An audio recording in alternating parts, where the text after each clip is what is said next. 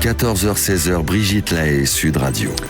Jean-Charles Bouchou est avec nous pour évoquer les luttes de pouvoir dans le couple et nous retrouvons Dominique. Je crois que vous avez connu une dominante. Dominique, bonjour. Bonjour Brigitte, bonjour à votre invité. Jean-Charles Bouchou. Jean-Charles Bouchou, donc. Bonjour Dominique. Voilà. Oui, vous avez un peu bien résumé la question, Brigitte. Oui, j'ai vécu avec une dominante. Et ça se manifestait comment ? Ça se manifestait que,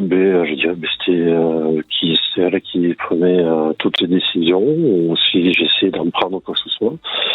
Et c'était souvent contré, ou c'était souvent dit non mais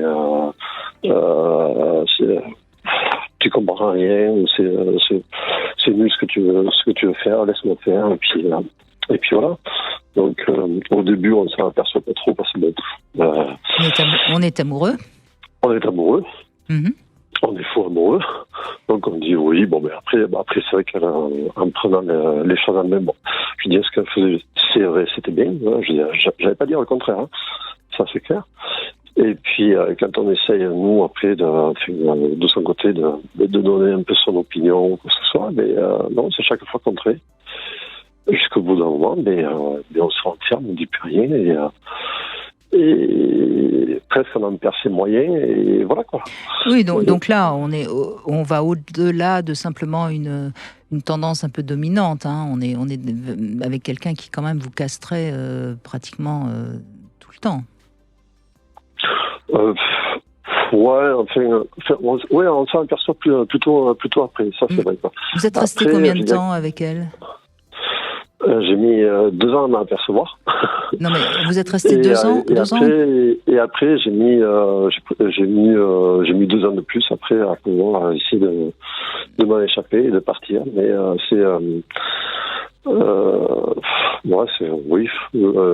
est resté 4 ans ensemble. Oui, c'est ça, quoi. Mais ces 2 ans où vous dites que vous avez mis 2 ans à vous en apercevoir, vous avez eu l'impression que vous étiez moins bien dans votre peau après ces 2 ans ? Vous avez l'impression qu'elle vous a fait perdre confiance en vous, par exemple ? Ah, mais totalement, ouais. Oui, donc on est dans une relation qui me semble perverse, là. On dirait, oui.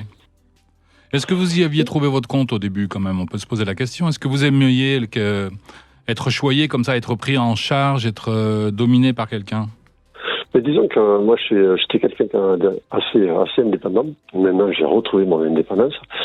C'était après, oui, ce qui avait de bien, c'est qu'elle m'accompagnait dans mes courses. Je dirais, tout était beau, tout était rêve.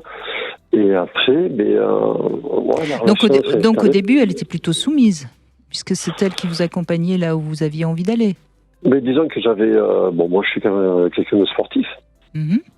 Donc j'avais des programmes de course, je faisais la course à pied et tout ça.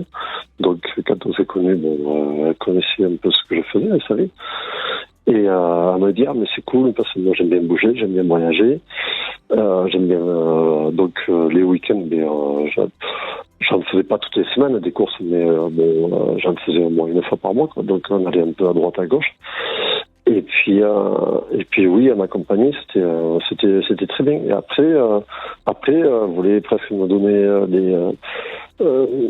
des façons de faire, comment dire, comment faire, comment. Oui, mais ça c'est assez typique aussi de personnes un peu perverses. Au début, on est tout gentil et puis tout d'un coup on dresse sa toile. Oui, c'est ça, on vous amadoue et puis une fois que vous êtes ferré, comme disent les gens qui pêchent, à ce moment-là tout change. Voilà, tout à fait. Et puis ça vient doucement, ça se fait pas radicalement d'un coup, ça vient doucement et on ne voit rien venir. C'est pour ça que je ne savais pas trop si... à qui, au bout d'un moment, je savais pas trop à qui j'avais affaire et je savais pas si c'était de la dominance ou de la perversité ou quoi que ce soit. Moi, je dirais, la preuve année, c'est que des fois, je me pose encore la question. Il me semble que c'est de la perversion, surtout que vous avez l'air de dire qu'il vous a fallu 2 ans pour sortir de ses griffes quand même, non ? Tout à fait, c'est ça. Oui, donc là, je pense que le diagnostic est assez facile à faire. Après, quel est le degré de la perversion? Je pense pas on a forcément affaire à quelqu'un de pervers narcissique. Je sais pas.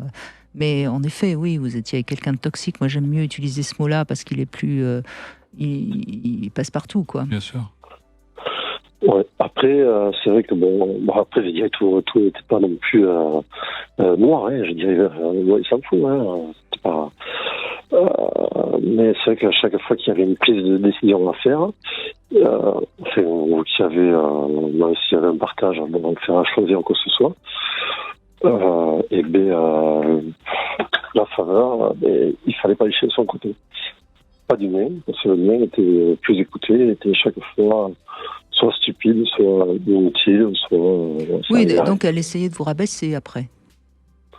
Souvent, ouais. Ou alors, je dirais, si on invitait si on mangeait avec des gens ou quoi que ce soit, si j'avais le malheur, je dirais, d'être bien ou quoi que ce soit, et d'avoir pris, je dirais pas d'avoir pris le dessus, c'est pas ce que je veux dire, mais que, je sais pas, si j'avais plus, si je dirais que je tournais plus vers moi ou quoi que ce soit, c'est vrai après le repas, j'avais droit à une petite réflexion en disant, c'est bon, tu t'es régalé ce soir, j'ai pas pu en passer, mais toi, t'as fait que parler, moi je. Enfin, je suis pas tellement dans le moi je.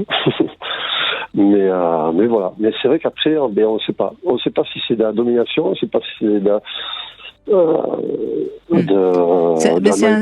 c'est intéressant ce que nous dit Dominique, parce qu'on voit une fois de plus on parlait hier des violences invisibles, on voit une fois de plus comment les gens sont un peu désemparés face à quelqu'un qui se comporte pas très bien. Oui, parce qu'on n'arrive pas à mettre de mots dessus, c'est pas flagrant, on sait pas, quand on a l'impression qu'on a compris, on s'aperçoit qu'on pense qu'on n'a rien compris, parce qu'on est dans la paradoxalité. C'est-à-dire que la personne qui va vous rabaisser, l'instant d'après, elle va avoir le sourire, ou des phrases du style « je t'aime », tu sais, ça fait du bien à entendre, mais reconnais que t'es un peu idiot, quoi. Il arrive un moment où le cerveau, il n'arrive plus à suivre.